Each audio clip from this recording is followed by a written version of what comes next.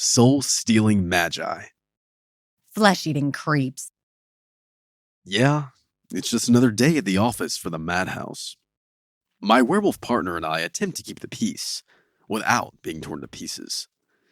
Weep at the wonder. Howl at the horror. And keep the light on.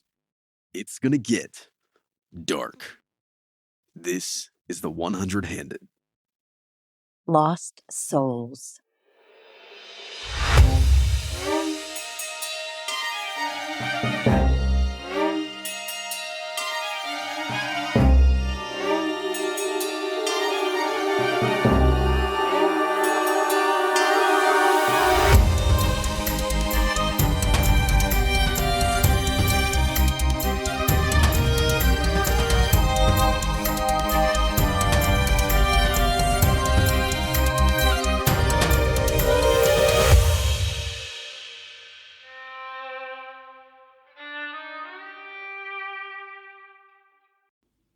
Episode 15, The Dim. You may feel somewhat disoriented. If you've never traveled the shallows and the gloom before, you have to keep your wits about you, even you, wolf girl. Just stick close to me, I'll lead us through. You know the way? In every way that you don't. If he was going to betray us, now would be the time. No, I trust him. He's got a good scent about him. Plus, he's a stand-up guy. Rock solid. Please don't. I've no doubt he'd help us if we were caught between a rock and a hard place. If you keep that up, I will strand you out here and won't feel the slightest bit of concern. Let's not antagonize our guide through the realm that is inimical to life as we know it. What else are we gonna do to... Whoa. This place is huge. I don't know how I know, but it just feels big. Too big. I know what you mean. Mason, are the shallows always like this? More or less. There's always fluctuations, but as far as the gloom's concerned as a whole, this is about as safe as it gets. Then again, a 5-inch puddle or a vast ocean, you can drown in it.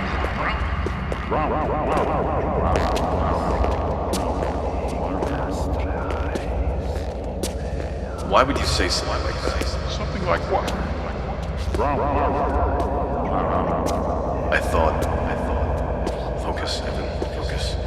You can do this. Just keep your head on straight. Wing's gonna try and get to you worse than any of them. Just so we can get a lick of the glimmer. Tap into the center. Not much. A little bit to your right. Good God, how much longer, guys? Guys? It's okay. You're fine. You're just lost in a black void that serves as the border to a realm that can only be dreamed up in a 15-year-old boy's demented Pathfinder campaign.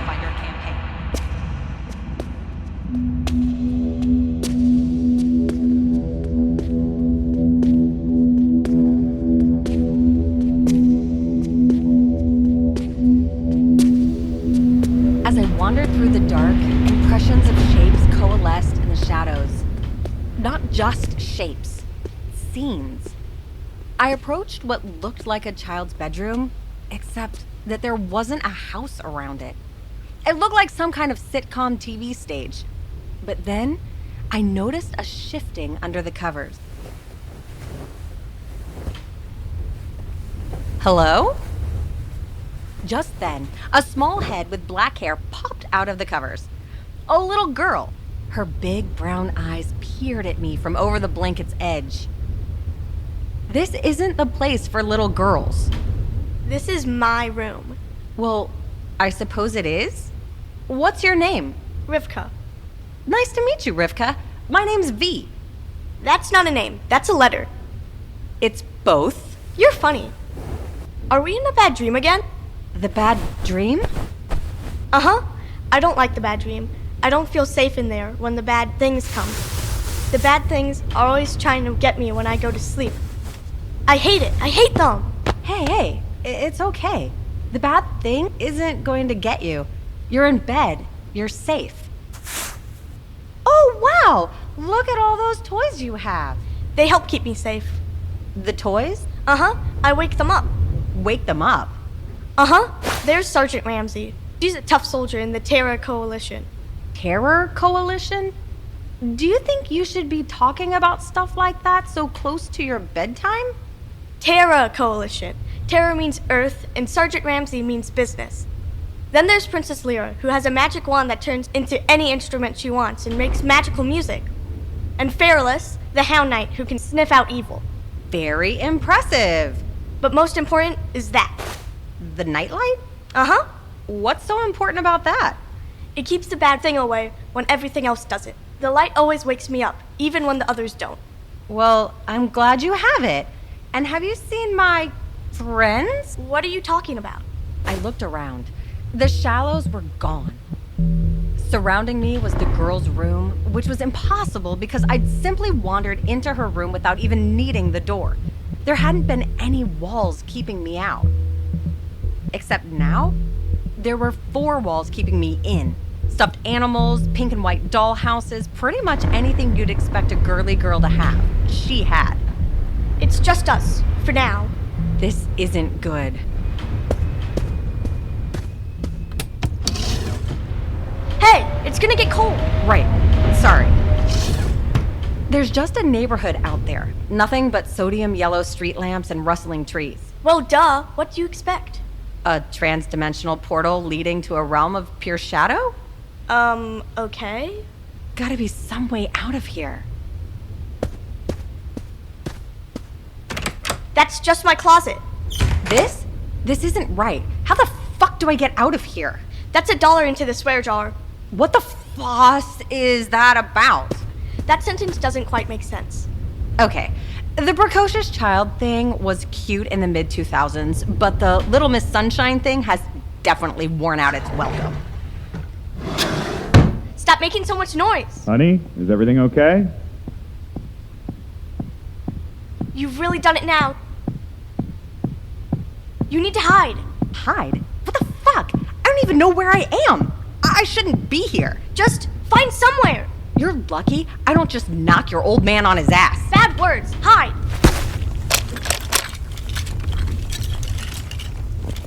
Honey, can I come in? Yes. Comeback action on! We have to move now or the Kryliak Dominion will overrun us. But Sergeant, I don't even belong in this world. I'm just trying to find my way back to the chanting land. Honey, you know you can't get yourself so worked up right before bed. Oh, sweetie, you dropped your Hound Knight under the bed. Here, let me get him for you. You keep spilling your toys everywhere and they're gonna break. Is that fur? He is a Hound Knight. No.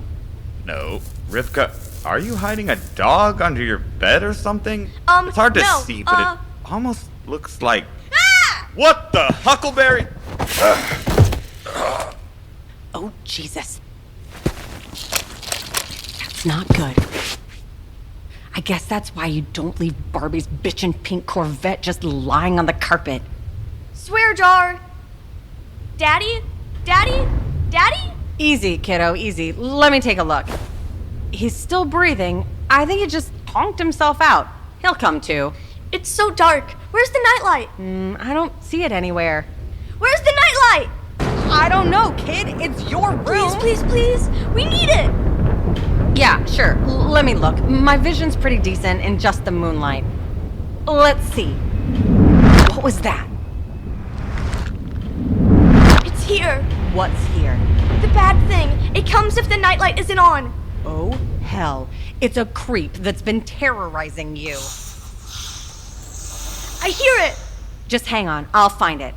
There. Looks like your old man fell on the nightlight and knocked it out of the socket. I'll just replace that. Rivka, honey, who's this?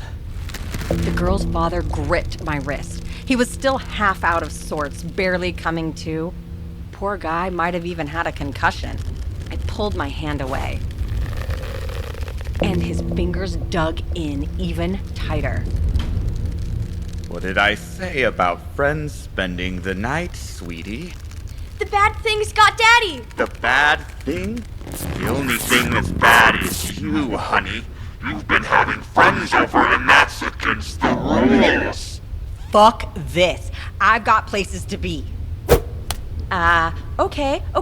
I'll admit that attempted sucker punch wasn't my proudest moment. This is why, Rivka, your guests have no manners. The girl's father stared at me, his eyes growing increasingly blank save for a sadistic hunger. His face began to bulge and protrude, as though his skin were little more than a burlap sack containing a writhing mass of snakes. The buttons popped off his shirt as his chest and belly grew swollen and corpulent. The nightlight was just out of reach. The grip he had on my arm was powered by something beyond raw muscle. His expanding body pinned me against the wall, knocking toys and stuffed animals to the ground. I know you, woman. News to me! I see into your fears, your nightmares, your terrors. I will smother you. You find that repulsive, don't you? Trapped like the animal you are. Screw you! You don't even know, do you? I can tell by the look in your eye. You don't know who you are. It's so easy for me to see into what deeply terrifies you. Claustrophobia. I don't know what you mean. Of course not, but it doesn't matter. So many have been trying to get to this little girl, and all it took was for you to wander into her nightmare and me to follow. And now I feast. His body swallowed my arm into himself. My skin crawled and crept in revulsion. My breath began to grow labored and shallow as his weight pressed against my lungs. Something popped deep in my body. A bone, maybe? Maybe something more vital? My vision began to constrict.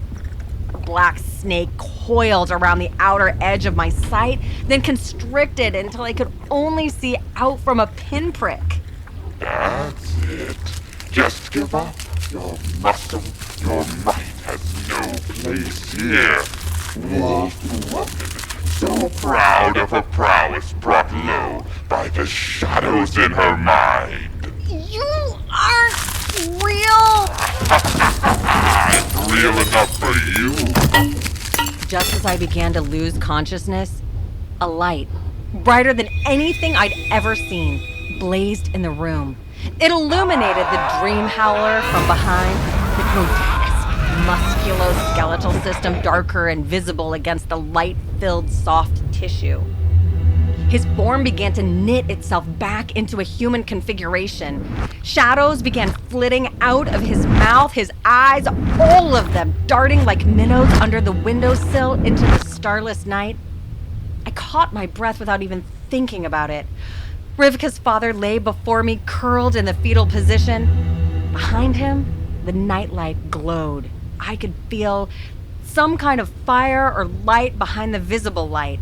It licked at the gloom inside of me, and I crumpled to my knees. Before I passed out, I saw Rivka, her small eyes glowing the white-hot glow of magnesium ablaze. Next to the nightlight was the military action figure, its plastic arms around the base of the nightlight, as if it had just plugged it in. Rivka, did you do this? Thanks for coming and playing. But you should go now. The bad things are always coming, but the nightlight keeps them away. It looks like it's hurting you. Yeah, I think it is. I don't want it to. Goodbye, doggy lady. Maybe we'll get to play in real life sometimes. I had something snarky I was going to say to her, probably a quip that would fly over her 10-year-old head. But the room began to take on the stage-like quality that it had when I first found it. The nightmare was becoming looser, less substantial. My hands sunk into the floor. I felt fingers wrapping around my hands, tugging on me. Let go. Let go of me. I won't go.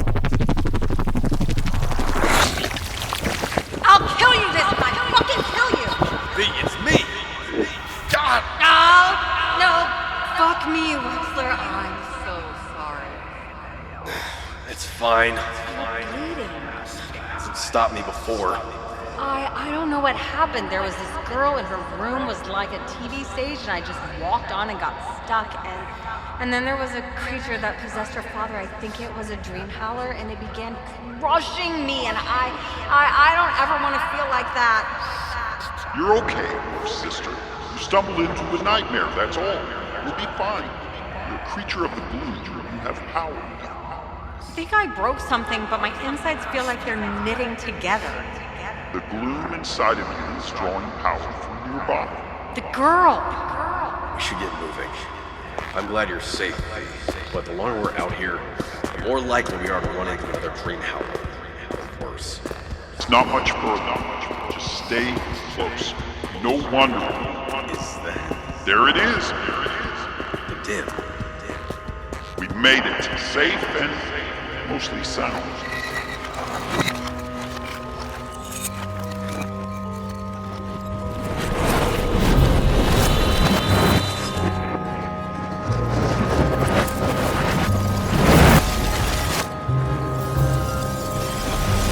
May I present to you the largest city of shadow dwellers in the Southwest. Welcome to the Dim.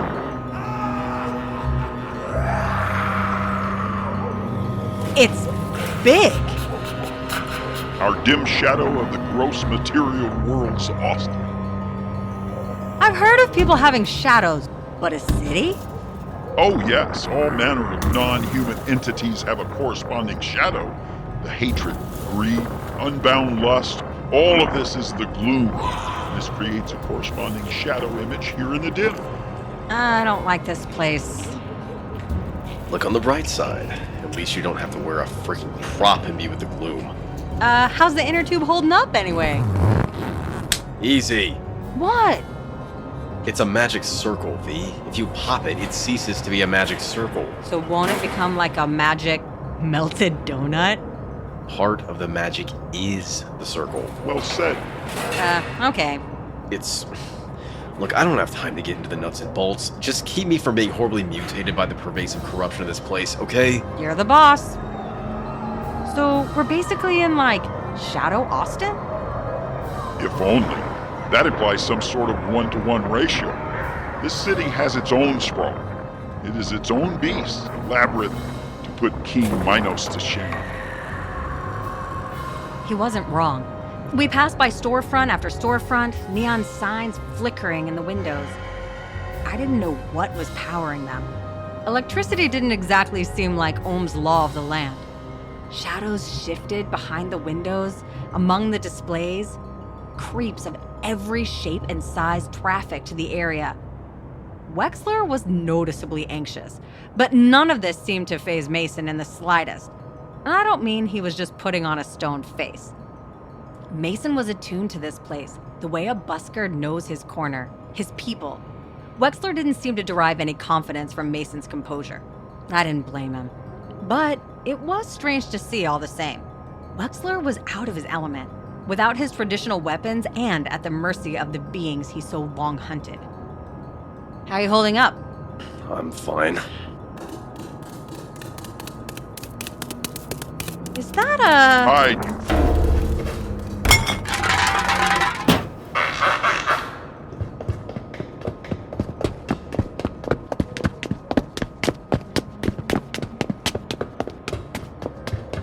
What the hell? That imp was running from something. Jesus! Relax, they're already gone. What was that? You mean we just ran into something that even you don't know about? I'm not the monster manual, V. There's plenty I don't know. Besides, they were moving too fast. An imp and two others, humanoids. But I didn't get a look other than one of them was big. Crazy. I wonder what they were up to. Hunting that imp, perhaps. To press the crosswalk button, S'il vous plaît. I'm not a butler. And I'm not a creature of the night. The less I have to touch things in this place, the better. I'll do it. Please, wait. Uh-huh. I know what the red hand means. Please, wait. Before being a bitch. Anyway, I see your... Wait! Did the crosswalk just talk back? It would seem so. Look, bub, I don't know who you are, but this is the 21st century. You can't just call women bitches. 5, 4, 3, 2, 1. Hello? I know you heard me. You can't just pretend to go back to being a crosswalk. I've got wolf hearing, yeah? I heard you talking shit. Just leave it. It's not worth the trouble. I'm not gonna leave it. Ugh. Walk sign is on. Fine. Let's just... Watch out! Jesus, V, keep your eyes peeled. What the... But the... I'll give you something to laugh at. Walk sign is That'll be the last time a crosswalk crosses me. We really have to work on your diplomacy. I don't negotiate with haunted traffic infrastructure. It's bizarre. That thing was something out of a David Foster Wallace story. An effect object.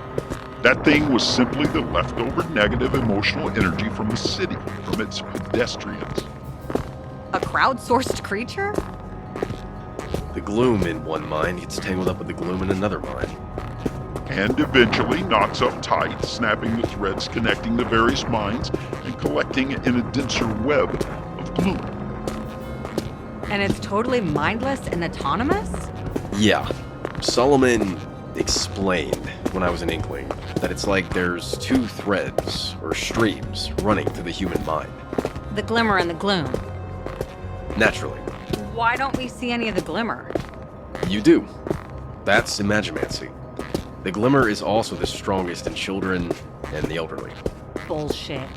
The Imagimancers don't use the glimmer the way the Magi use the gloom. You have to rely on Solomon to use spells. The Magi can practically mainline dark magic. Ah, that. The glimmer is harder to harness than the gloom these days. I don't know the full scope of it myself, but it's long and tangled, and we've got more pressing matters. Ah, damn flyers. What's written on it? Missing persons poster. A bit old school. Creeps can be. Many of them are quite old. Is it littering if I chuck this? Does the dim have, like, an ecosystem that'll be damaged? Well, sort of.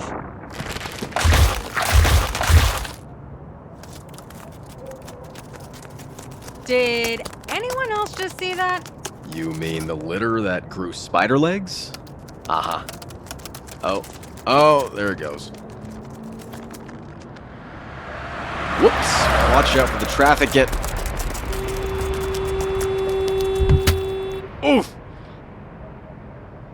Absolutely brutal, brief existence. Is that my fault? I think so. Definitely in some fashion. The further out you get from your plane of existence, the more ripples your intentions make. V, what the hell? Where are you going? Someone's hurt. There are no someones here. It's all God damn it. She's already around the corner. Wait up, will you? Vicula is not going to be happy about this. V was fast. She'd always been quick, but the partial transformation gave her more physical power than ever before. Good for her. But I wasn't doing so hot. Even with the magic circle inner tube Mason Cracklaw had given me, the prop wasn't strong enough to keep the presence of the dim from bearing down on me. The cliché for an oppressive environment is pressure, but this was different. The dim wasn't like having a weight pressed down on me. It was like having my own mind turn in on itself. Was I doing the right thing by following her? Was she running headlong into a trap? Would we ever find our way out? Did she want us to get into trouble? Had the glue in her been stoked by the dim's malignant atmosphere? A cancer of nightmares awakening within her? Paranoia, doubt, mistrust. I had to focus my mind, keep the gloom from twisting my thoughts against me. When I turned down the alley, that all went out the window. V, are you okay? Easy, Wexler. It took me a moment to quell my gloom-addled brain. In the middle of the alley, there were 3 figures. One was about the size of a toddler, with leathery bat-like wings, and 2 horns the size of ice cream cones protruding from its forehead. It was an imp, a winged hellbound, except that one wing had been torn off, and the other fluttered uselessly. Looming over the imp were 2 figures dressed in slacks and suspenders. The first one turned its attention to us. He was a pale man, paler than me, and I swore I saw his tongue flicker in and out at the sight of me. His massive companion towered over him, thick tufts of chest hair protruding over the collar of his button-up shirt. Let it go! This gonna take long, Fang. I'm hungry. I'm all out of snacks. The quicker we do this, the quicker you can eat. This thing's looking pretty good, though. I'll give you diarrhea. We're told to kidnap, not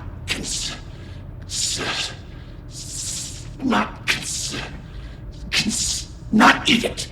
Oh, but I'm hungry. Hey, assholes, did you hear me? Let the creepy bat thing creature go. Yeah, listen to her. Who are you? She looks familiar. V, something's not right about these guys. Yeah, no shit. Fur, snout, claws.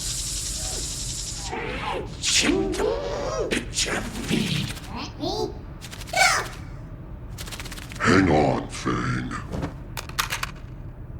One moment.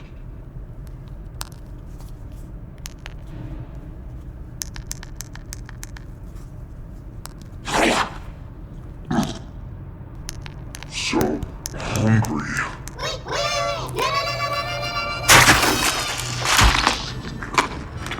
Come on, feed. What? Oh, shit. I ate him. Having second thoughts about the heroics, V, I had to get rid of my tattoos. I don't know what got into me.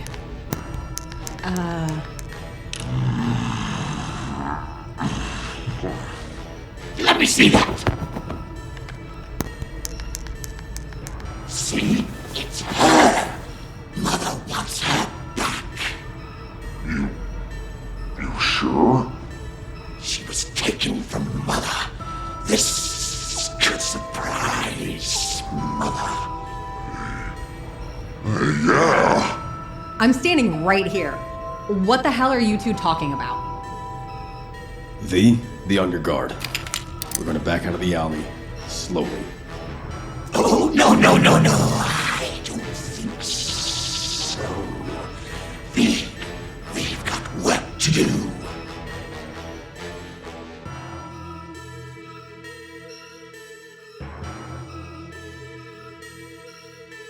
The 100-Handed is a Madhouse radio production. Created and written by Tom Trest. Directed by Brooke Pillafont. Sound design by Tom Trest. Theme music by Ian Flores. Featuring the voice of Gage Richter as Evan Wexler, Brooke Pillafont as V, Mike Blackwell as Mason, Astrid Lancaster as Rivka, Stephen Cruiser as Rivka's father, Terry Harrison as Fang, Joey Chance as Feed.